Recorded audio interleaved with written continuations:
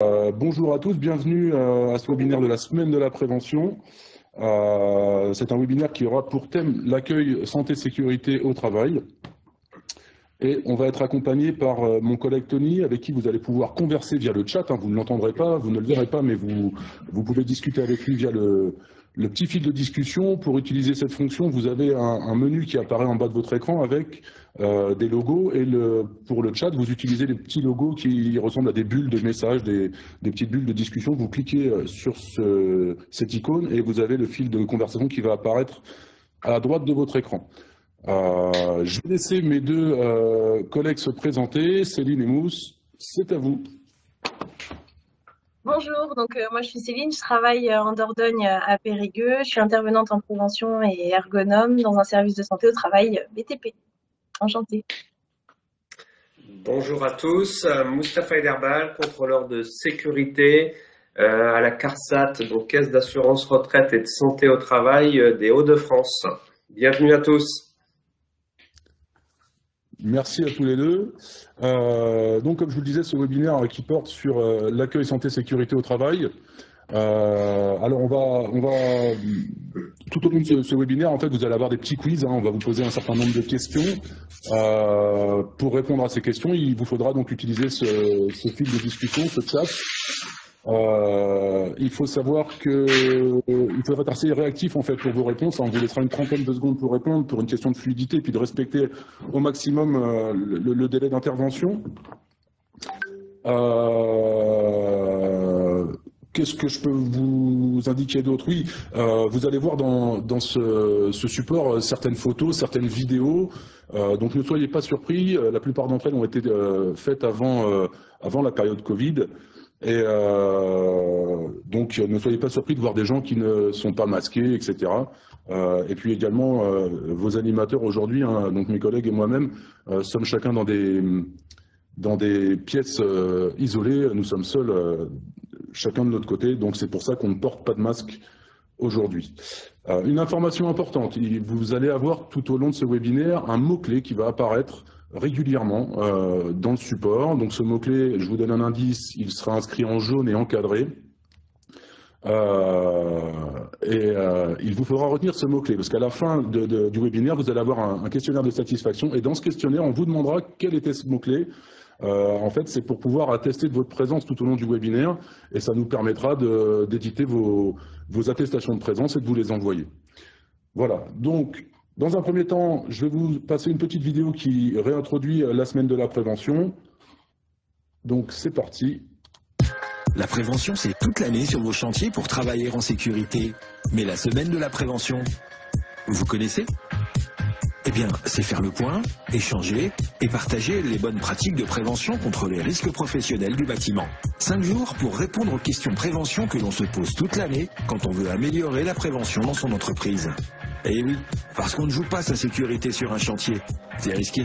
Ça vous dit? Alors connectez-vous.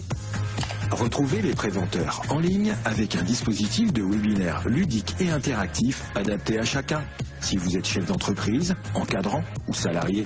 Une semaine pour découvrir des solutions prévention concrètes pour un chantier 100% gagnant.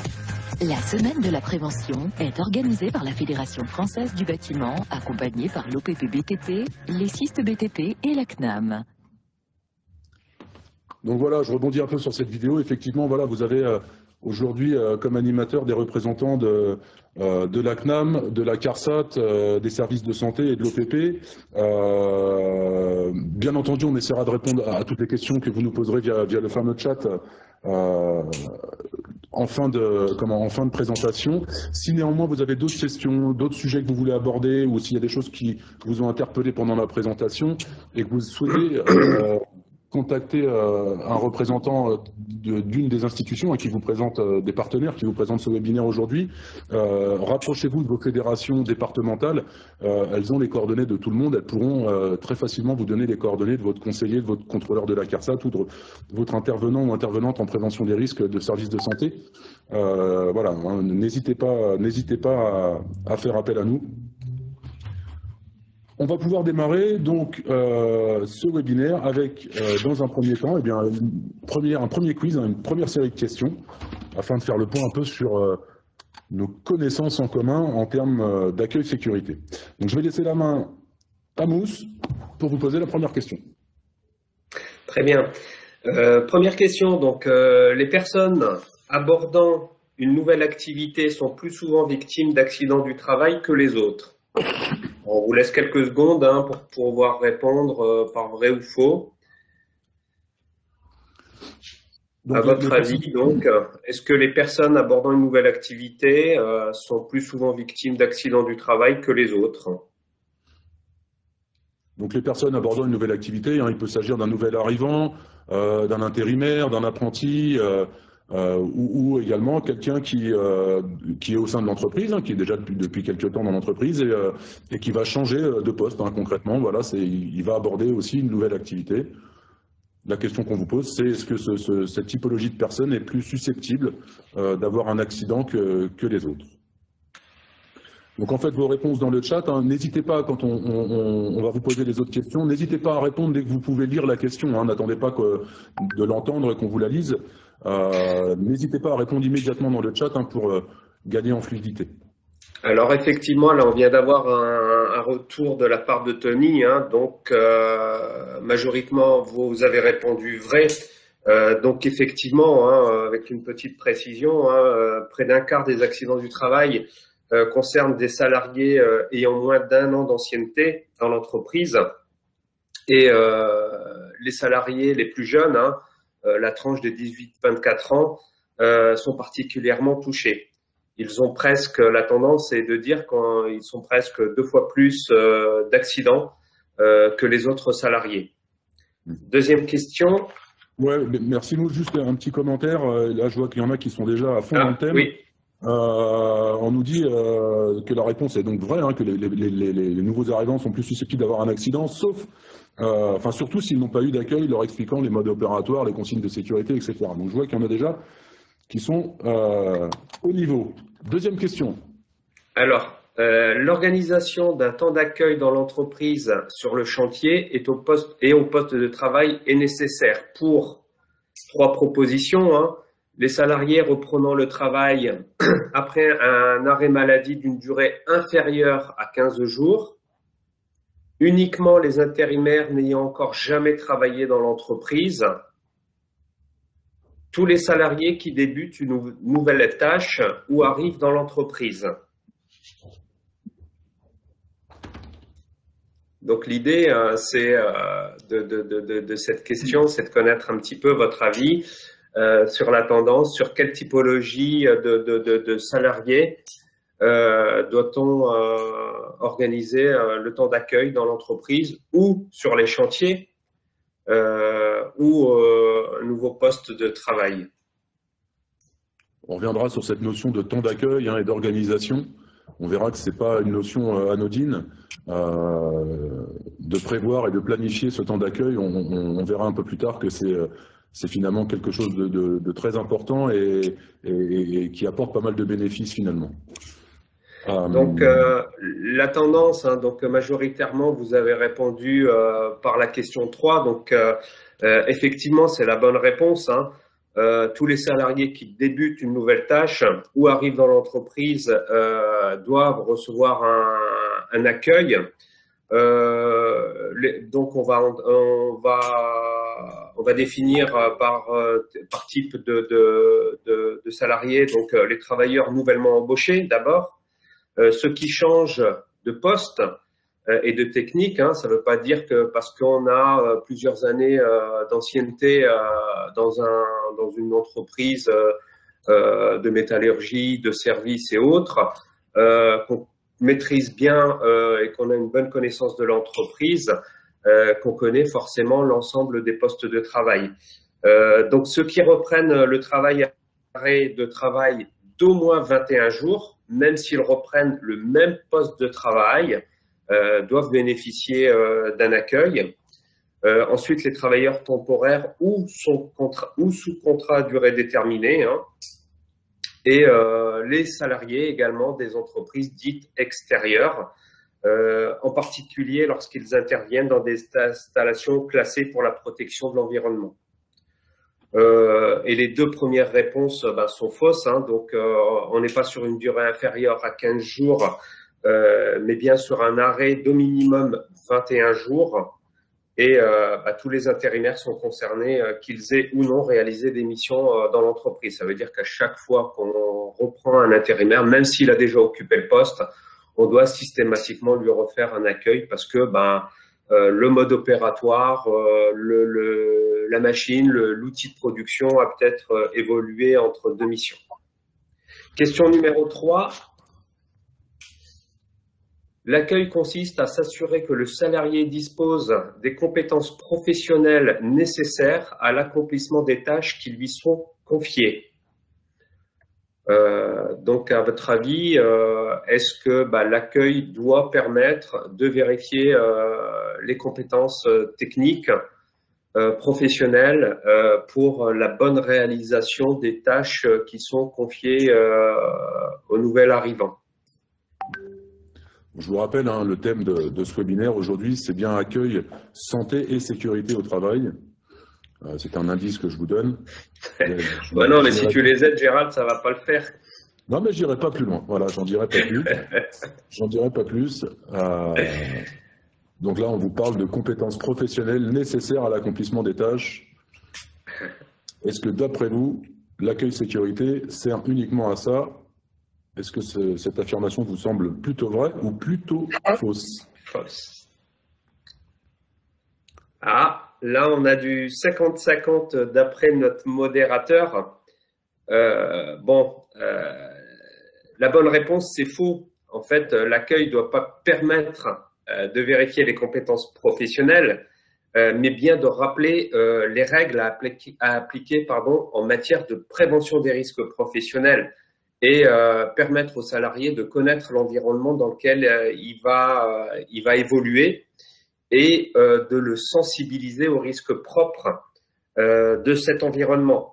L'accueil n'est pas du tout destiné à vérifier les compétences professionnelles. On est bien sur un accueil, comme vient de le repréciser Gérald, sur un accueil sécurité-santé. Alors, on a un commentaire. Oui, pour CACES permis et les EPI nécessaires pour effectuer les tâches données. Donc, effectivement, lors de cet accueil, on va définir on va établir s'il y a lieu d'utiliser un engin, les autorisations de conduite. Donc, l'autorisation de conduite, donc on va vérifier les compétences au travers du CACES à ce moment-là. Mais n'oublions pas une chose, c'est que l'autorisation de conduite, il y a 3 points à vérifier. La première, c'est l'aptitude médicale. Ensuite, la formation, mais également de donner les informations concernant l'environnement de travail. L'environnement, ça va être vraiment un point incontournable. Vous allez voir pendant tout ce webinaire, finalement, l'environnement, c'est quelque chose de très important. On a un commentaire, là, c'est tout à fait vrai. L'accueil doit permettre de travailler en sécurité sur la globalité du chantier. Ce n'est pas un entretien d'embauche. Effectivement, ce n'est pas à ce moment-là qu'on va vérifier les compétences et les savoir-faire du nouvel arrivant. Les compétences techniques, ça va se passer à l'entretien d'embauche, ou alors ça va se passer lorsqu'on va effectuer sa demande auprès d'une agence d'intérim. On verra plus tard qu'il y a des outils qui sont dédiés à ça et qui peuvent vous faciliter la vie. Quand je vais demander un intérimaire à une agence d'intérim, je vais préciser le profil de candidat que j'attends, les besoins que j'ai sur mon chantier. Et c'est à ce moment-là qu'on va vérifier les compétences techniques. Mais en tout cas, l'accueil sécurité, on est bien sur s'assurer de la compréhension et de l'intégration des consignes de sécurité pour le nouvel arrivant et de sa capacité à les retranscrire dans son activité. Et même s'il y a une notion d'urgence, je crois qu'on en discutait hier ou avant-hier, c'est-à-dire que si, par exemple, on prend un intérimaire sur une journée parce qu'il y a un surcroît de travail et qu'il y a un caractère urgent, donc on n'a pas le temps de faire certaines choses, l'accueil pour autant, il est indispensable parce que ça peut être dans ces conditions-là, justement, quand tout le monde est pressé, quand il y a une pression de réalisation, que les accidents sont susceptibles d'arriver. Donc, ça veut dire que quoi qu'il arrive, il faut le faire.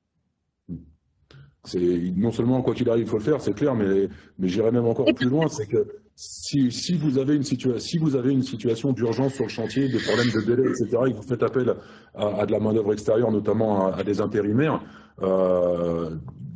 c'est surtout à ce moment-là qu'il faut réaliser un accueil de qualité, parce que si déjà je suis dans l'urgence, les urgences sur un chantier, c'est facteur d'accident. Donc c'est à ce moment-là que je dois être encore plus vigilant sur l'accueil et le faire vraiment correctement et m'assurer que la personne en face, elle a bien saisi tout ce que je lui ai dit pour éviter justement la survenue d'un accident. On va passer à une espèce de petite correction avec quelques éléments en fait qui vont nous permettre d'étayer un peu les réponses que vous nous avez données. Oui, donc en fait, ce qu'il faut savoir, c'est qu'il soit nouveau dans l'entreprise ou qu'il arrive sur un nouveau poste, les salariés qui abordent une nouvelle activité sont plus fréquemment victimes d'accidents du travail, en particulier les jeunes et les intérimaires. Donc, on parle bien de nouveaux postes. Ça peut être au sein d'une même entreprise, d'un nouveau chantier. Les compagnons, qu'ils soient maçons, électriciens et autres, ils peuvent changer de chantier plusieurs fois dans la semaine.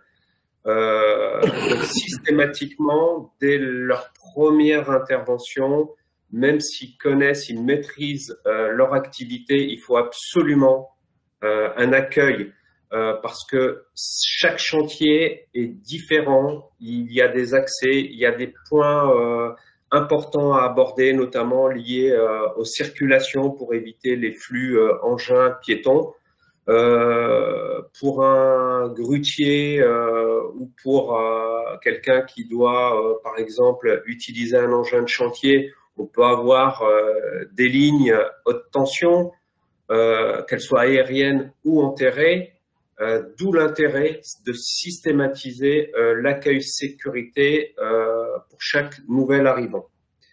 Il faut savoir aussi une chose, hein, c'est que bien souvent les accidents du travail interviennent le plus souvent dès les premiers jours d'activité pour un salarié sur un chantier ou dans un atelier. Ce que je vous disais, hein, donc chaque site possède ses propres caractéristiques, d'où un intérêt à systématiser les accueils sécurité santé.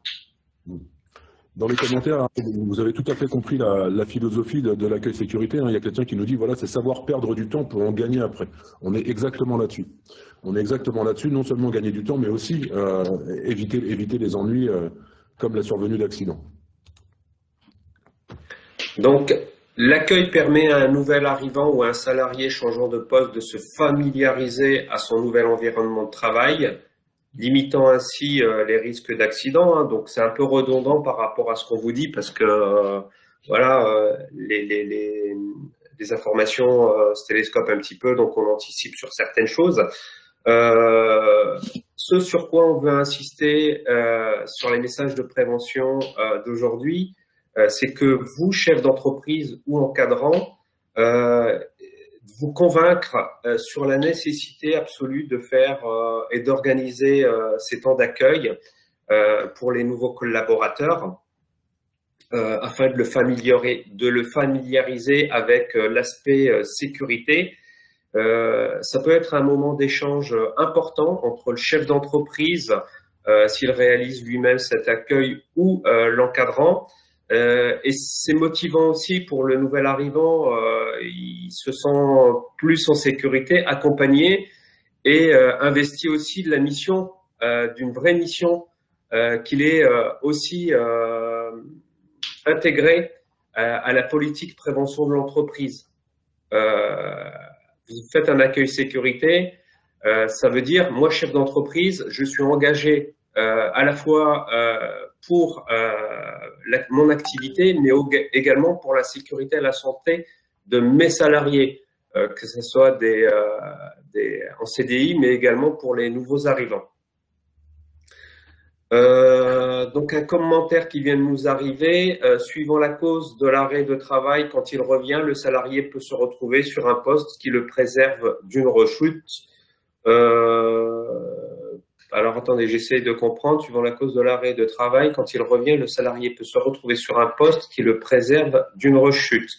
Ce sera sur un poste adapté, certainement. On parle peut-être plus d'un poste adapté ou alors un changement de poste ou par rapport à l'accident qu'il a eu, on lui évite d'être de nouveau soumis au risque qui a conduit à son accident du travail. Je présume que la finalité de ce commentaire est celle-là. Donc au cours de l'accueil, on vérifiera que le nouvel arrivant possède les compétences pour exécuter en sécurité les tâches qui lui sont confiées. On tient donc encore une fois à rappeler qu'on va bien mesurer les compétences liées à la sécurité de la tâche à accomplir et non pas les compétences techniques liées à l'activité professionnelle. Et donc, encore une fois, de permettre à l'accueillant de mesurer la culture de prévention et accueillir dans de bonnes conditions le nouvel arrivant. Bon, on va pas trop insister sur le sujet parce qu'on va le déployer un peu plus dans le détail dans les slides suivants. Un peu plus tard, mais vous n'aurez pas manqué hein, ce mot-là qui est sorti, culture prévention encadré de jaune, là. Voilà. Ah. Bref. Mais je trouve, Gérald, que tu les aides beaucoup. Hein. Bah, c'est ce qu'on disait tout à l'heure, hein, c'est toujours l'histoire du bon, de la brute et du truand.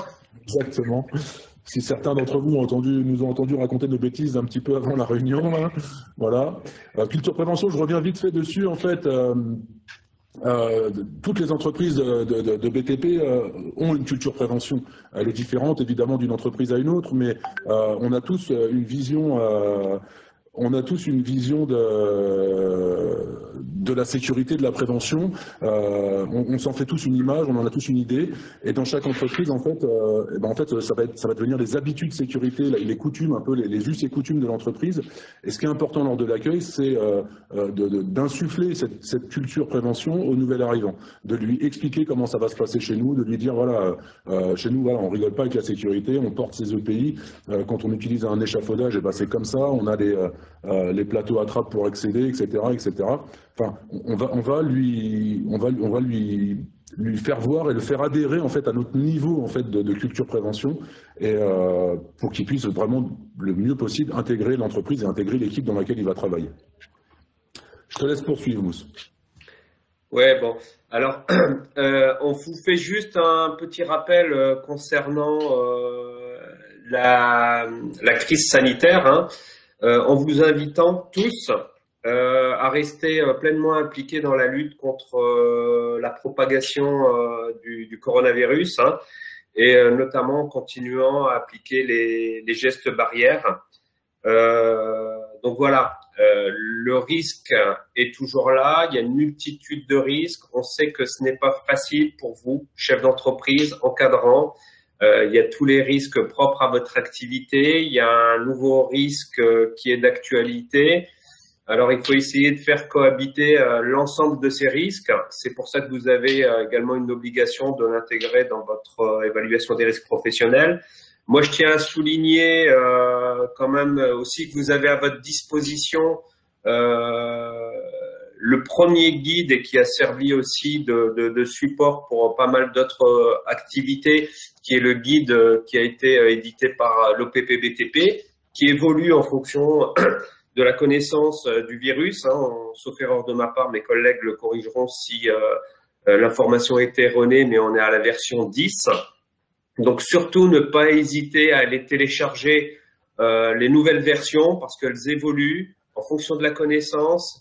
Elles vous apportent des informations qui, à mon sens, sont cruciales pour combattre efficacement la pandémie. Voilà, je tenais à le souligner, je l'ai fait dans les autres webinaires, je le fais aujourd'hui pour mes collègues. C'est pas parce qu'on se connaît bien, mais parce que j'estime, moi en tant qu'assureur conseil, que ce document est une bonne base de travail. Merci Moussa. En fait, effectivement, on en est même à la 11e version. Il y a une version qui est sortie la semaine passée. Bon, ouais, je ne suis pas non plus au courant de tout, mais j'étais à la V10, il y a la V11, c'est parfait.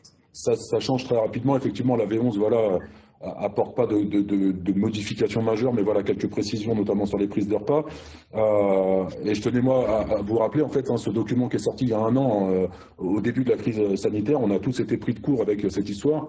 Il faut vous dire une chose, c'est qu'il y a les protocoles, il y a le protocole national, le protocole sanitaire national, et en fait, ce protocole, ce guide OPP, hein, le guide de la construction, en fait, on l'appelle, c'est le guide de la profession, hein, il est édité par l'OPP, mais voilà, c'est le guide de la profession, c'est pas l'OPP tout seul qui a réalisé ce document, hein. Tous les intervenants ont été consultés, hein, vos fédérations, la caisse d'assurance maladie, les services de santé, on a travaillé également avec les syndicats des architectes, etc. Et il faut savoir un truc, c'est que ce document, en fait, c'est vraiment la déclinaison du protocole sanitaire national pour les activités de BTP. Hein, dedans, vous avez vraiment toutes les décisions, toutes les contraintes, etc., qui ont été déclinées pour les entreprises de BTP avec à chaque fois des possibilités d'organisation, des possibilités techniques. Donc c'est vraiment un guide qui est fait pour vous, entreprise du BTP. Donc n'hésitez pas à l'utiliser, il est en téléchargement, très facile à trouver sur Internet. Si jamais vous avez du mal à le retrouver, n'hésitez pas à contacter soit votre conseiller de l'OPP, soit votre fédération départementale qui saura à coup sûr vous répondre. Et je rajoute également qu'avec ce guide, vous avez une boîte à outils Covid. On a appelé ça comme ça, la boîte à outils Covid, qui regroupe un tas de documents qui vous permettent d'échanger avec, soit avec vos clients, on a les petites checklists santé que vous pouvez partager avec vos salariés. Enfin voilà, tout un tas de documents pré-édités, on va dire, vous n'avez plus qu'à les compléter. Ce sont des outils qui permettent quand même de bien se faciliter la vie. Alors on va passer sur la partie mesures de prévention et moyens de protection, hein, qu'on va présenter pendant l'accueil. Et pour ça, je vais vous passer une petite vidéo. Moi, ce que j'aimerais, c'est que d'ores et déjà, pendant la vidéo, n'hésitez pas à nous commenter, à envoyer à Tony vos commentaires, éventuellement si vous êtes surpris par ce que vous voyez dans cet accueil en vidéo, hein, c'est un accueil comme il pourrait se passer dans n'importe quelle entreprise de BTP, mais voilà, dites-nous ce que vous en pensez, n'hésitez pas à comparer avec ce que vous faites chez vous ou avec ce que vous avez pu vivre dans le passé, donnez-nous votre avis, voilà, sur ce qui vous semble bien, ce qui vous semble perfectible dans l'accueil tel qu'il va être réalisé dans cette vidéo. Donc je vous laisse avec Eddy, la personne qui est l'accueillant dans cette vidéo.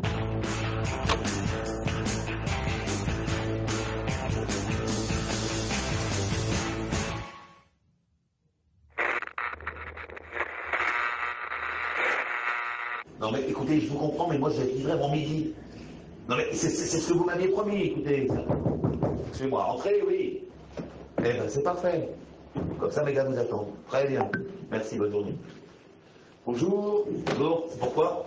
Je suis envoyé par BAT Intérim, on m'a dit que vous cherchiez un manœuvre. Ouais, très bien, tu me donnes un instant et je suis à toi.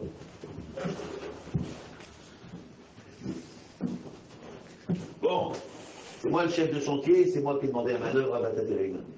T'as trouvé le chantier facilement? Sans problème. Tenez, je vous donne mon ordre de mission. Merci. T'as déjà travaillé sur un chantier? Ouais, j'étais sur le chantier de la médiathèque, là, juste à côté. Ah, c'est un beau chantier. Tu faisais quoi? J'étais chargé du BA13, mais bon, maintenant ils ont fini. Tu connais un peu notre entreprise? Juste de nom. Bon, bah ici, c'est chez BTP 51. On est spécialisé dans le bâtiment collectif et on a une très bonne réputation dans la région. Ça fait plus de 30 ans qu'on travaille. Là, on est sur une opération R+1 avec 60 logements RT 2012. Ah, c'est ce qui se fait mieux en matière de gestion de l'énergie, mais c'est pas un chantier facile. Ça fait plus de 7 mois qu'on est dessus. Bon, tu travailleras avec Tonio et puis il montrera ce qu'il y a à faire. Parce que le chantier s'est monté un peu rapidement, il y a plein de choses qui traînent, donc il faut nettoyer. Parce que pour bien construire, il faut savoir empiler et évacuer. T'es équipé en EPI? Oui, ils m'ont tout donné chez BAT Intérim. Bon, bah, c'est parfait. Bon, bah, Tonio, il va te montrer des vestiaires, il va te donner ta tenue, tes bouchons pour les oreilles, tes gants, tes lunettes de protection. Et puis aujourd'hui, il y a juste quelques petites choses à retenir, et qui sont importantes. Tu fais attention, tu marches, tu cours pas, tu t'approches pas du bord, surtout s'il n'y a pas de garde-corps. Si on n'a pas, tu demandes à Tonio d'en mettre. Tu portes toujours tes EPI, tu fais très attention et tu ne touches pas aux installations électriques. Et puis s'il y a le moindre problème, tu appelles Tonio, il a un brevet de secouriste. C'est clair? Très clair. Tu peux me répéter les consignes de sécurité? Alors je fais attention, je marche, je ne m'approche pas du vide, je ne cours pas, je ne touche pas aux installations électriques et surtout je porte toujours mes EPI. Eh ben c'est parfait. Tiens, je donne ton livret d'accueil, il y a toutes les instructions de sécurité là-dedans, puis on en reparlera. Ok? Ok. Bon ben j'appelle Tonio. Tonio! Tu verras, ça va bien, tu vas t'entendre avec lui. Allez, bon courage. Ah, merci. À plus tard. À plus.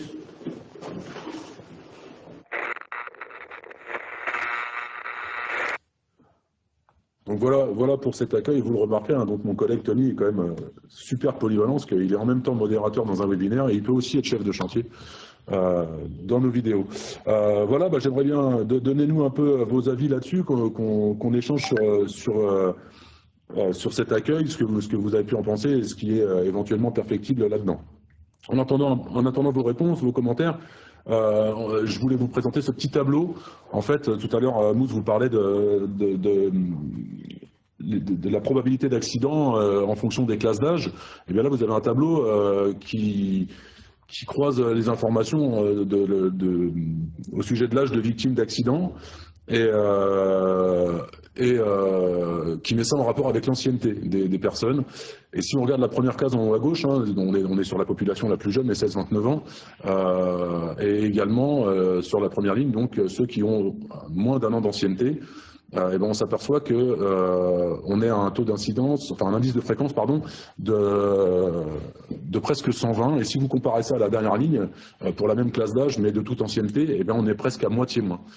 Donc ça nous fait bien voir, hein, ça sont des chiffres, ce sont les statistiques de la caisse d'assurance maladie. Hein. Ça nous fait bien voir, ça nous prouve bien que l'ancienneté dans l'entreprise, hein,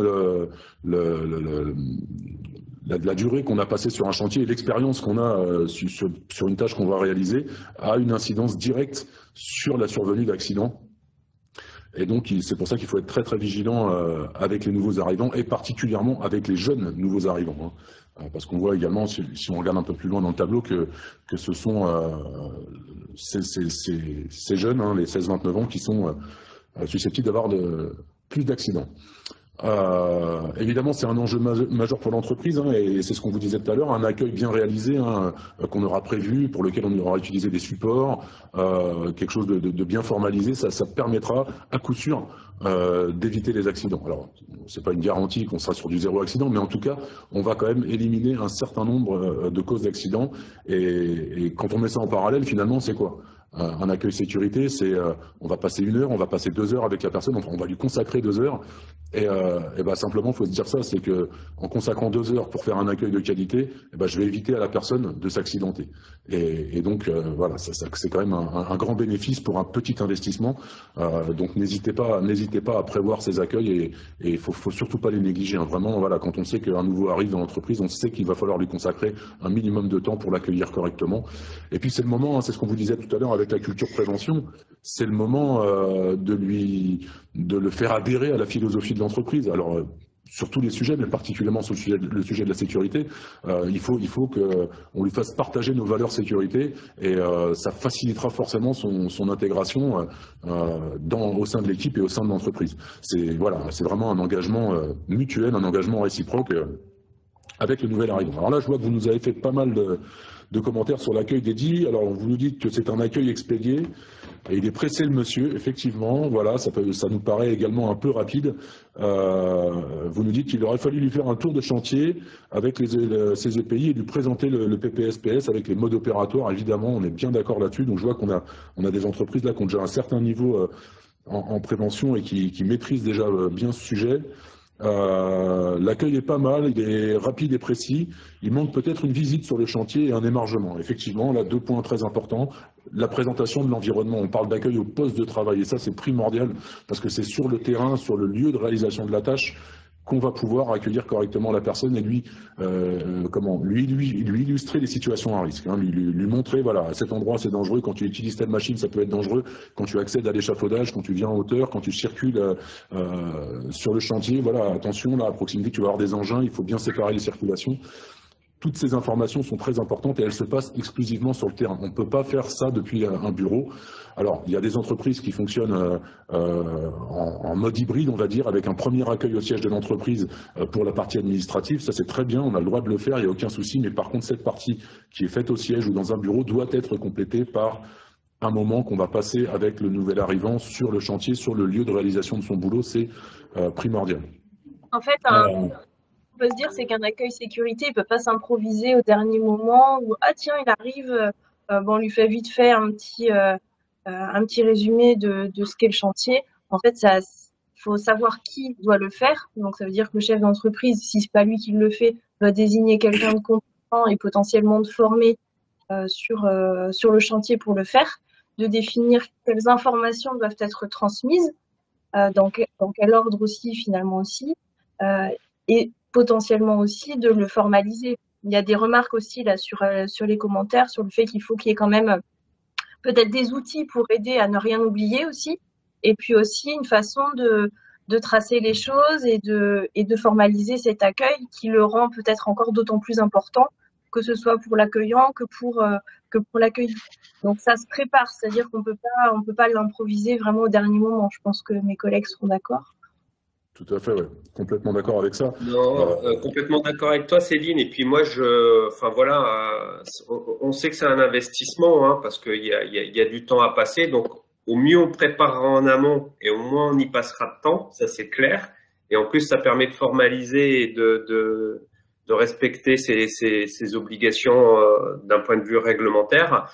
Et moi, j'oserais dire que quand c'est possible, on parle bien d'investissement pour gagner du temps par la suite, surtout quand c'est des jeunes embauchés, pourquoi pas prévoir un tutorat, un accompagnement avec quelqu'un de plus expérimenté, qui puisse voilà, hein, lui transmettre les valeurs culture prévention de l'entreprise, tout à fait réalisable aussi. Ouais.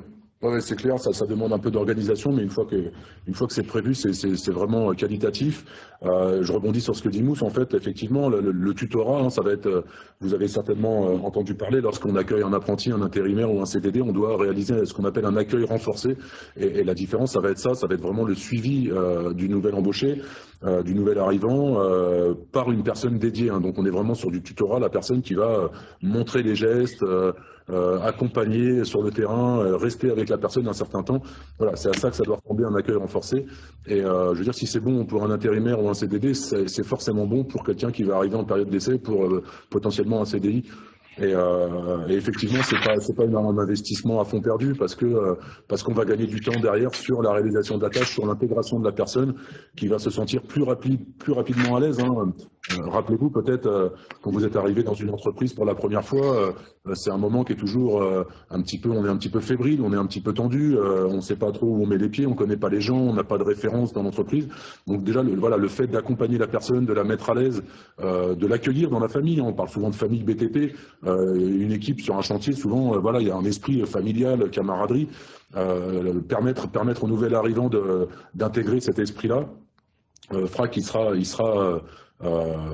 il se sentira vite plus à l'aise et il sera vite forcément plus opérationnel. L'accueil sécurité, c'est aussi la première image que va avoir la personne, quelle qu'elle soit, quand elle arrive en entreprise. Donc aujourd'hui, on sait que l'enjeu pour les entreprises, c'est aussi de donner une image aux personnes qui arrivent et de faire en sorte que potentiellement elles aussi.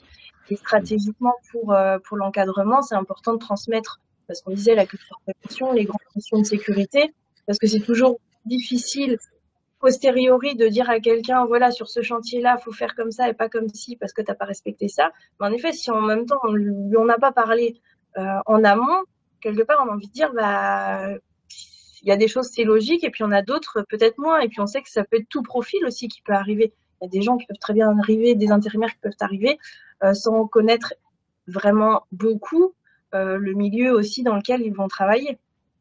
Le milieu du bâtiment, je parle. Ouais, c'est clair que voilà, c'est l'image de l'entreprise, elle va se jouer à ce moment-là. Le fait de remettre, on parlait du livret d'accueil, d'un support, ça va être un plus aussi parce qu'on va concrétiser un peu ce moment. Moi, je suis nouvel arrivant dans une entreprise, on m'accueille en 5 minutes, on me donne mon casque, etc. On me dit, bah tiens, regarde, il y a les BA13 à bouger là, ou il y a des agglos à emmener de tel point à tel point. Bon, je me dis ok. Par contre, l'entreprise qui prend un certain temps pour m'accueillir, déjà, je me sens je me sens considéré, je me sens attendu en fait. Hein. C'est-à-dire que voilà, on avait prévu ma venue et il y a quelqu'un qui m'attend pour me recevoir. Et puis le fait de remettre un livret d'accueil, vraiment, on va être sur la concrétisation en tant que nouvel arrivant. Je vais me dire bon tiens quand même. Dans cette entreprise, la sécurité, c'est important quand même. Ils se sont craqués de me faire un support, un livret. Ils ont investi du temps, de l'argent là-dedans. Bon, c'est quand même que c'est quelque chose de sérieux. Et du coup, forcément, par réponse, je vais être plus vigilant à ma sécurité et à la sécurité en général sur le chantier, parce que je me dis, voilà, c'est un élément important au sein de l'entreprise. Très rapidement sur vos commentaires. Il y en a qui sont un peu sévères, un accueil incomplet, bâclé. D'autres qui sont, voilà, accueil plutôt clair, simple et efficace. Il y en a qui nous disent plutôt bof. L'accueil n'a pas été formalisé par écrit, c'est important ça. Hein, je reviens très rapidement là-dessus. Un petit émargement quand vous faites un accueil, Mousse vous en a parlé tout à l'heure, ça permet de tracer, hein, de formaliser que l'accueil a bien été réalisé. Et ça, c'est une obligation réglementaire. Hein, en cas de souci, en cas de pépin, la responsabilité de l'entreprise peut être engagée si elle ne sait pas démontrer que l'accueil a été réalisé. Il y en a qui nous disent très light.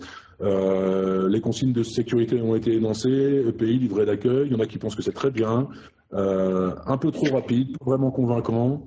Le quart d'heure passe vite dans cette entreprise, ouais, effectivement, ça peut arriver. Donc voilà, globalement, vous êtes à peu près tous d'accord là-dessus. Enfin, tous d'accord pour dire qu'au moins c'est bien, ça existe, ils font quelque chose. Par contre, c'est vrai que si on fait le bilan, il en manque un peu quand même, quoi. Il en manque un peu. On peut aller plus loin. Vous avez des outils, hein, qui sont à votre disposition pour réaliser des documents support, un livret d'accueil. On va parler tout à l'heure aussi de la fiche de liaison, hein, pour le personnel intérimaire, qui peut être un outil très intéressant. Ces outils sont téléchargeables, ils sont gratuits, donc n'hésitez pas, abusez-en. C'est vraiment, ils ont été faits pour vous. Si vous souhaitez par exemple réaliser un livret d'accueil, ça se fait sur le site Prévention BTP. Vous appelez votre conseiller de l'OPP si vous ne savez pas comment vous y prendre, et il vous aidera, enfin à coup sûr, il vous prendra un rendez-vous, il viendra vous aider à faire ça. Il n'y a aucun problème. Enfin moi à titre perso, j'en réalise je ne sais combien par an. Et en termes de temps, hein, ça peut paraître une montagne à faire ce truc-là, mais en termes de temps, allez, le premier, on fait un rendez-vous, ça dure 2 heures pour la prise en main du logiciel, etc. Et puis après, en 2 heures de mieux, le livret d'accueil est finalisé. Hein. Donc ça, c'est finalement assez rapide. Et puis une fois que c'est fait, quoi. Voilà, une fois qu'on a notre livret d'accueil, on peut l'utiliser avec tous les nouveaux arrivants de l'entreprise. Donc l'organisation de l'accueil, Céline est revenue dessus, hein, c'est clair que voilà, ça s'organise, ça se planifie, on va utiliser des supports comme on vient de le dire, et puis ça permettra de faciliter l'intégration de l'entreprise. Je ne vais pas m'attarder là-dessus, on en a parlé. Juste la précision de à qui est destiné cet accueil sécurité, ben en fait c'est destiné à toutes les personnes arrivant dans l'entreprise, hein, il n'y a pas de distinction de ce côté-là. Et aussi aux collaborateurs, on vous l'a déjà dit, qui changent de poste. Je ne reviens pas là-dessus non plus. Et puis le fameux arrêt de plus de 21 jours, hein, Mousse vous en a parlé, si jamais j'ai un salarié qui a été arrêté pendant plus de 3 semaines, je dois lui refaire un accueil. C'est pas nécessairement un arrêt de travail, hein. Ça peut être aussi la configuration de j'ai un salarié qui quitte le chantier pour 3 semaines de vacances. Et puis quand il revient, j'étais sur un chantier de gros œuvres, il n'y avait que l'entreprise de gros œuvres qui était sur place, et puis quand il va revenir 3 semaines après, le gros œuvre est en finition, et puis on commence à voir arriver les corps d'état de seconde œuvre, et puis au lieu d'être 10 personnes sur le chantier, on se retrouve à 40 ou 50, et là le chantier a fondamentalement changé de tête. Hein. En élévation, on est à 1 ou 2 étages plus haut, les circulations ont pu bouger, les zones de stockage, il y a plus d'engins, il y a plus de monde, la base vie elle peut avoir été modifiée aussi, enfin voilà. Donc là, ça nécessitera aussi un accueil lorsqu'il y a une absence, pour quelconque raison, de plus de 3 semaines sur un chantier. Donc n'hésitez pas à commenter, je reviens là-dessus, vous l'avez déjà bien fait. Si des questions vous viennent et qu'on ne parvient pas à y répondre au fil de la conversation, il n'y a pas de souci, Tony les garde, il en fait la synthèse pour la fin, et on répondra bien évidemment volontiers à toutes vos questions à la fin de cette présentation. Donc on peut décomposer en quelques étapes l'accueil, hein, c'est déjà, Céline vous l'a dit, désigner une personne en charge de l'accueil. Bon, cette personne, il faut déjà qu'elle soit nommée, identifiée. Voilà, il faut qu'elle soit au courant, ça c'est important. Il faut, alors si vous devez choisir une personne, essayez de prendre une personne qui a un petit peu cette fibre-là, hein, qui attache une importance à la sécurité, à la prévention. On n'est pas tous faits de la même façon vis-à-vis de ça. Et puis, si possible, quelqu'un qui a une aisance à l'oral, à la discussion, qui n'est pas quelqu'un d'introverti, pas quelqu'un de trop timide, hein, parce qu'il faudra que ce soit lui qui aille chercher le nouvel arrivant, qui aille le mettre à l'aise. Et qui devra donc le mettre en confiance dès son arrivée. Évidemment, on fait visiter l'entreprise, le chantier, et on transmet les règles de sécurité. Donc, je vous disais, il n'y a aucun souci pour recevoir dans un premier temps au bureau, au siège de l'entreprise. Mais par contre, voilà, on ne se prive pas de faire un tour sur le chantier avec vraiment l'endroit où va se réaliser le boulot. Ça, c'est vraiment le plus important. Et puis ensuite, dans les étapes, on va justement donc présenter soigneusement son poste de travail, remettre un livret d'accueil, c'est important, hein, je vous le disais, ça concrétise un petit peu cet accueil, ça donne de la matière à l'accueilli. Et puis voilà, il pourra se replonger dedans, je sais pas, voilà, peut-être le soir, il va prendre les transports en commun pour rentrer chez lui, bah, tiens, j'ai une question, il va aller fouiller dedans, il va aller regarder un petit peu les consignes que vous mettez dedans, et ce sera toujours voilà, des choses qui lui permettront de garder en tête la culture prévention de l'entreprise. Et puis on va suivre l'intégration du salarié, ça c'était une précision que Mousse nous faisait. Effectivement, c'est très important. L'accueil c'est bien, hein. Alors on y consacre 1 heure, on y consacre 1h30, 2 heures, mais c'est pas, on lâche pas après le gars tout seul. Hein. Ça peut être bien et sympa aussi d'aller le revoir le soir en fin de journée, de lui dire bon voilà comment ça s'est passé ta première journée. Est-ce qu'il y a des choses qui te surprennent? Est-ce que tu as des questions à poser? Est-ce que t'as pas rencontré de difficultés pour te servir de tel ou tel matériel, etc.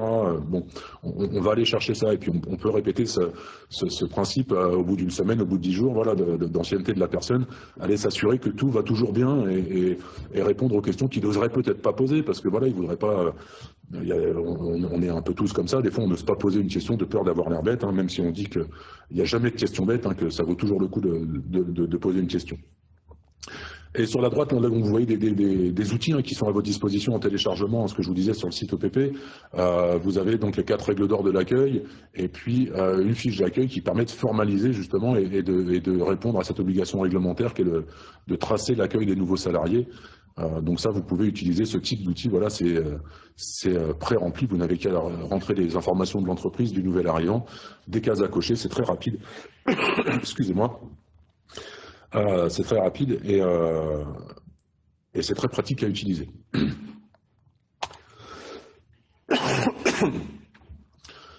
Donc petit rappel, attention particulière à l'hygiène et à la base vie. Pardon, Céline, c'est à toi de jouer. J'allais te prendre ta diapo. Oh mince, j'aurais été vexée, dis donc. On profite du sujet justement, oui, pour rappeler tout ce qui est conditions d'hygiène sur les chantiers, parce que ça aussi, ça contribue beaucoup pour les nouveaux et pour le personnel qui travaille sur ce chantier à l'image de l'entreprise et à travailler dans de bonnes conditions. Mieux ce sera sur les cantonnements, sur les bases vie, mieux on pourra travailler aussi à côté. On rappelle que c'est à la charge du maître d'ouvrage sur les conseils du maître d'œuvre et du coordonnateur SPS quand il y en a un. Donc tout dépend aussi du dimensionnement du chantier, mais pour l'entreprise, ce qui est important, quelle que soit sa taille, c'est de s'assurer qu'il y a des conditions satisfaisantes pour pouvoir se changer, pour pouvoir aller aux toilettes, pour pouvoir se restaurer, si on se restaure sur le chantier, dans des conditions favorables, donc que les lieux soient toujours nettoyés régulièrement. Mais le nettoyage, pareil, c'est quelque chose potentiellement qui s'organise. Que les lieux soient chauffés et qu'ils soient aérés. Bon, voilà, dans le contexte actuel, c'est d'autant plus important. On se rend compte aussi, pareil, les chantiers, c'est beaucoup de l'organisation en amont. Et il ne faut pas négliger le fait de pouvoir être accordé à l'eau, à l'électricité. Alors, ce n'est pas toujours le plus simple, mais si on n'a pas un raccordement à l'eau directement, à ce moment-là, prévoir ce qu'il faut, un réservoir raccordé au lavabo pour pouvoir justement avoir cette eau potable, pour respecter les règles d'hygiène. Et on le rappelle encore plus dans le contexte actuel. Donc l'entretien va être très très important. Les minimums, ça va être vestiaire, les toilettes, les lavabos, les réfectoires, les douches si les travaux sont salissants, ce qui est quand même régulièrement le cas. Donc là, on appuie là-dessus parce que voilà, les choses évoluent dans le bon sens, mais on a encore des situations de chantier où on se rend compte que parfois c'est compliqué, et d'autant plus alors quand on a des variations importantes climatologiques, on va dire, c'est-à-dire que l'hiver, quand il fait très froid ou quand il pleut, pas pouvoir se changer dans un endroit, comme on disait, chauffé, c'est compliqué et ça aide pas après à travailler correctement. Là, on sait que c'est des facteurs aussi qui aident pas sur tout ce qui est troubles musculo-squelettiques. Bon, là, c'est ma casquette d'ergonome qui ressort, on va dire. Mais voilà, on en profite pour le rappeler, de pas négliger ces aspects-là aussi et rendre le chantier attractif parce que aussi, voilà, les bases villes y contribuent. Je pense que voilà, c'est des messages importants et ça fait partie de la culture prévention, ça aussi. Complètement. Et on avait dans les commentaires une personne qui nous posait la question, la visite de chantier sera faite avec son chef, point d'interrogation. Oui, c'est une réflexion on s'est déjà faite dans des précédents webinaires. Effectivement, on appelle le fameux Tonio pour emmener l'intérimaire sur son poste de travail. Et on ose espérer que ce sera Tonio qui fera le tour de chantier avec la présentation de la tâche à réaliser in situ, vraiment avec l'environnement de travail, etc. Et une excellente nouvelle, plutôt sympa, ça fait toujours plaisir. On a Thème, en fait, qui nous envoie un message et qui nous envoie un peu de chaleur de la Réunion. Voilà, on a des participants qui nous viennent de la Réunion aujourd'hui. Et ben, ça fait plaisir. Bonjour à nos amis réunionnais, avec qui on n'a pas l'occasion souvent de travailler parce que on n'est pas malheureusement dans les dom-toms. On aimerait bien y aller, hein, je vous le dis clairement. À l'occasion, si vous souhaitez une assistance, faites une demande particulière. Si on peut venir, on viendra avec grand plaisir. On va poursuivre donc avec cette partie-là. Bon, toujours pareil, hein, là on vous relance en vous disant qu'en pensez-vous, etc. Mais hein, vous l'aurez compris, n'hésitez pas, mettez-nous tous les commentaires que vous voulez à n'importe quel moment. N'attendez pas qu'on vous les demande, il n'y a pas de souci. C'est le seul moyen qu'on a d'échanger. Donc n'hésitez pas, faites-le. Et là, on rappelle encore qu'au cours de l'accueil, on vérifiera que le nouvel arrivant possède les compétences pour exécuter en sécurité les tâches qui lui sont confiées. Donc, quand on parle de compétences, c'est en matière de santé et de sécurité. En fait, l'accueil sécurité, c'est pas seulement transmettre les consignes, c'est ce qu'on disait tout à l'heure. Il faut que ce soit un moment privilégié pour échanger parce qu'il n'y aura pas forcément le temps a posteriori de le faire une fois que la personne elle sera à son poste. Donc, c'est aussi vérifier finalement que la personne elle a bien compris. Donc là, ce qu'on disait, de faire répéter, mais c'est surtout de discuter pour voir s'il y a un peu des points faibles sur lesquels il faut revenir et vérifier que la personne a bien compris. Je pense que c'est un peu ça l'idée. C'est carrément ça l'idée, ouais, c'est clair. On est sur la compétence sécurité, hein, vraiment à ce moment-là. Pareil, on le sait, mais on le répète, c'est que la loi, elle demande aux chefs d'entreprise d'assurer la sécurité et de protéger la santé des travailleurs, notamment par des actions de formation et d'information. Donc, l'accueil sécurité, ça fait partie de cette obligation-là. Donc, il en découle, voilà, des sujets sur lesquels il va falloir renforcer tout ce qui est information et formation. Donc, on a, par exemple, quand vous demandez à un intérimaire de venir, il faut qu'il y ait eu en amont une communication avec l'agence d'intérim. Tout dépend si c'est une agence d'intérim auquel vous faites appel régulièrement, mais la communication, elle va être très importante, c'est-à-dire que de bien définir les missions que vous souhaitez que l'intérimaire puisse réaliser, donc bien les communiquer à l'agence intérim pour qu'elle fasse au mieux pour trouver le profil qui convient. C'est important de le faire notamment de le faire oralement, mais aussi de le faire par écrit. Donc là aussi, il existe des fiches de liaison qui ont été faites pour essayer de ne rien oublier sur les informations à transmettre aux agences et pour mettre le plus de chances de votre côté, finalement, pour pouvoir accueillir quelqu'un qui correspondra au mieux au profil que vous cherchez. Lors de cet échange avec notamment l'agence, ça va être aussi de faire le point sur les formations. L'entreprise utilisatrice, en fait, elle doit dispenser les formations nécessaires à la personne qui va être sur le poste. Si le poste le demande. Donc, il faut être extrêmement clair sur les formations que la personne a déjà et celles qui potentiellement pourraient lui manquer. Parce que si vous le mettez sur un poste où ces formations n'ont pas été réalisées et qu'il arrive quelque chose derrière, l'entreprise utilisatrice peut être en effet mise en défaut. Donc, quand on parle de formation, ça va être par exemple les classiques qu'on retrouve, ça va être les CACES. C'est-à-dire que c'est assez logique, mais si la personne est amenée à utiliser un engin sur le chantier, il faut absolument qu'elle ait l'autorisation de conduite et le CACES qui va bien, parce qu'on a encore trop d'accidents aujourd'hui où c'est des salariés qui n'étaient pas habilités, alors que ce soit pour le CACES ou pour d'autres formations. Et quand il y a un accident derrière, c'est dommageable pour tout le monde, humainement et puis aussi pour l'entreprise. Donc là, c'est important de bien vérifier dès le début tous ces éléments-là, et notamment sur tout ce qui est poste à risque. Donc les postes à risque, ils sont réglementairement définis. Donc on a notamment, que je n'oublie rien, les travaux de maintenance, les travaux en hauteur, les travaux qui concernent les machines dangereuses ou sur machines dangereuses, les postes soumis à surveillance renforcée, médicalement renforcée, on va dire, les postes habilitation ou autorisation dont on parlait, les postes où il y a eu potentiellement des accidents de travail répétés ou des incidents. Donc là, il va falloir être vigilant et apporter des compléments. Et ça revient aussi à l'entreprise utilisatrice. Mais voilà, ce qui est important, c'est de savoir qui fait quoi. Entre l'agence intérim et vous, là, c'est une discussion que l'entreprise doit avoir avec l'agence pour bien le définir et qu'il n'y ait pas de quiproquo. Donc là aussi, on vous invite toujours à formaliser et à tracer ces accueils parce que c'est ce qui va permettre voilà, de définir qu'on n'a rien oublié. Je le répète encore, je me répète un peu des fois, mais bon, c'est pour notre bien, on va dire. Voilà, je pense avoir fait le tour. Bon, on en rajoute une petite couche sur tout ce qui est coronavirus, hein, puisqu'on est un peu au même sujet. Donc là, en tant que service de santé, forcément, on vous invite toujours à être vigilant, d'autant qu'on voit que depuis hier, les mesures voilà, se renforcent parce que voilà, la propagation continue.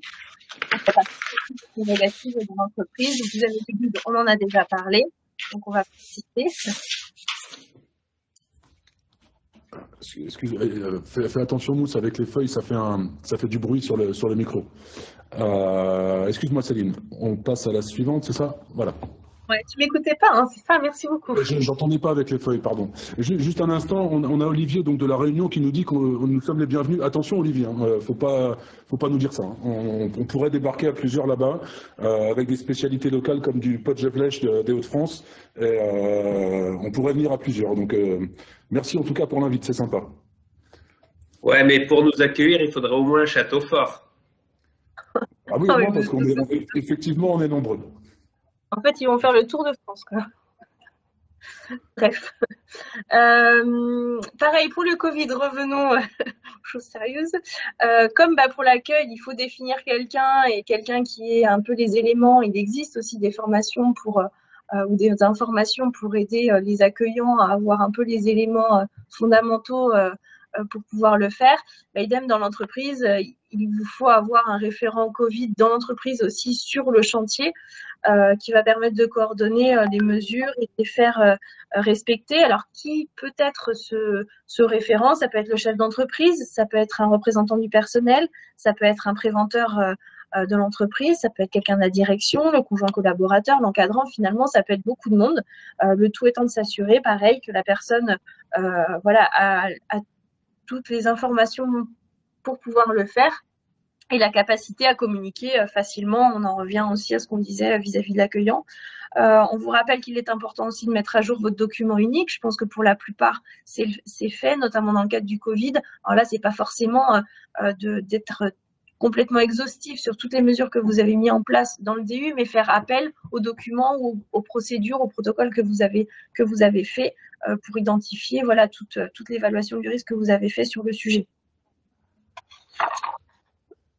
Vous avez les outils pour ça, hein, vous voyez les petits exemples à droite, voilà, hein, vous avez des documents pour l'aide à la mise à jour du document unique, et également pour ceux qui ont fait leur document unique sur le site de l'OPP, vous avez la situation de travail risque épidémique a été ajoutée à l'outil, hein, vous n'avez donc qu'à la sélectionner dans l'outil et à répondre aux questions qui vous sont posées en rapport avec tout ça. Si jamais vous avez des difficultés pour la mise à jour de votre DU, n'hésitez pas, faites appel à vos conseillers, à vos services de santé, à l'OPP pour vous aider. Ce sera avec plaisir qu'on pourra se déplacer pour le faire. Bon, là, on va pas s'éterniser sur le sujet, mais moi, j'ai envie de dire que la prévention du Covid, c'est aussi beaucoup de bon sens. De manière générale sur la prévention des risques, je pense. Une des premières choses, c'est c'est au mieux de faire en sorte de réduire la coactivité. On dit qu'en matière de prévention, il faut réduire le risque à la source. Bon, là, sur le virus en lui-même, nous, on peut pas non plus faire grand-chose, mais par contre, le fait d'éviter d'avoir trop de monde dans un même lieu, et notamment sur le chantier, de faire en sorte que, au mieux, on n'ait pas trop de personnes concentrées sur une pièce à un même moment, parce que là, on se rend compte que ça arrive encore régulièrement sur les chantiers que l'on va voir. Enfin, je ne sais pas vous, de votre côté. Mais là, c'est être vigilant sur ça, en cette période où ça circule encore beaucoup, d'organiser les circulations. Donc là, on disait aussi d'avoir ce qu'il faut au niveau des bases vie. Là, on en rajoute une couche sur le cantonnement, sur l'entretien, sur le nettoyage, sur l'organisation du nettoyage. Avoir ce qu'il faut aussi pour pouvoir se laver les mains, pour, voilà, tout le monde le sait, gel hydroalcoolique, le savon, avoir des toilettes entretenues. Tout ça, finalement, c'est de la logique. En fait, on fait des rappels sur ce qui doit déjà être en place de manière habituelle, sauf que là, ça prend encore une proportion plus importante. Mais surtout, faites en sorte de diminuer le nombre de personnes au maximum quand c'est possible dans un endroit donné, et surtout dans les milieux un peu clos ou semi-clos. Très bien, merci Céline. Alors on nous demande le temps qu'il reste. J'ai peur de ne pas pouvoir suivre jusqu'au bout les urgences de la fin de semaine. Eh bien normalement, il nous reste 2 minutes. Donc on va aller très très vite sur la fin. On a ces dernières questions que Mousse va vous poser. Alors, à votre avis, est-ce que l'accueil consiste à remettre un livret d'accueil et à faire signer une fiche au nouvel arrivant? Je reformule, à votre avis, est-ce que le simple fait de remettre un livret d'accueil et de le faire signer par le nouvel arrivant est suffisant? Je pense qu'on en a tous parlé, qu'on a eu beaucoup de commentaires qui nous disaient un petit peu l'inverse de ce qu'on voit sur la diapo. On vous laisse quelques secondes si on veut respecter le timing. Mais voilà, bon, la réponse, c'est faux, bien évidemment. En plus de remettre un livret d'accueil, il faut bien évidemment faire visiter l'atelier ou le chantier et définir donc 90% faux, donc c'est une très bonne réponse, faire le tour du chantier avec les points de vigilance à avoir et bien maîtriser surtout les allées de circulation et veiller que les formations sont en adéquation avec le poste que va occuper le nouvel arrivant. On parlait à l'instant des formations, des autorisations de conduite pour les engins. Moi, j'insiste aussi, je vais insister, quitte à prendre un petit peu sur le temps, c'est sur les équipements de protection individuelle. Je parle plus précisément des harnais de sécurité. Il y a une formation spécifique au port du harnais, le fait de passer son cassette, nacelle ou montage, utilisation échafaudage avec une petite sensibilisation au port du harnais n'est pas suffisant. Il faut une véritable formation. C'est de l'obligation du chef d'entreprise. Merci Mousse pour ces précisions. Céline, à toi. Alors, la fiche de liaison des intérimaires est un document qui permet de manière interne à être utilisé pour suivre l'intérimaire dans l'entreprise ou d'échanger entre l'entreprise et l'agence d'emploi. Ça, on en a parlé juste avant, je pense que ça devrait aller. Oui, je pense qu'on va faire comme Mousse, on va pouvoir donner la réponse un peu en avance pour histoire de pouvoir terminer tous ensemble. L'idée, c'est d'échanger avec l'agence d'emploi et que tout le monde soit bien d'accord sur ce que l'on recherche. Voilà, c'est ça.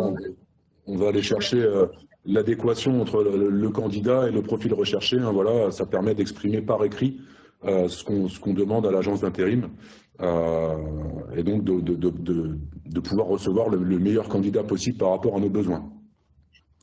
Donc Tony nous dit qu'il y a un petit peu de 1 quand même dans vos réponses. Bon, ça peut servir également en interne pour suivre l'intérimaire dans l'entreprise, bien sûr, mais son rôle premier, c'est bien d'échanger entre la société d'intérim et l'entreprise. Donc, troisième et avant-dernière question, l'accueil peut être réalisé par n'importe quel salarié de l'entreprise.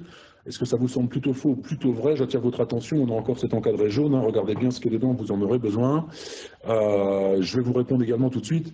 Alors bizarrement, peut-être pour certains d'entre vous, eh bien si on peut, n'importe quel salarié de l'entreprise peut réaliser cet accueil sécurité à partir du moment où il a été désigné pour le faire, à partir du moment où il a été formé pour le faire, à partir du moment où il a les outils pour le faire. Ça peut très bien être un chef de chantier, un conducteur de travaux, le responsable des ressources humaines, une assistante de direction, le chef du dépôt, enfin qui vous voulez, le chargé de prévention par exemple, ça peut être complètement son rôle de faire ça, à partir du moment où la personne a été un petit peu, on va dire, armée pour pouvoir réaliser l'accueil et le faire dans de bonnes conditions.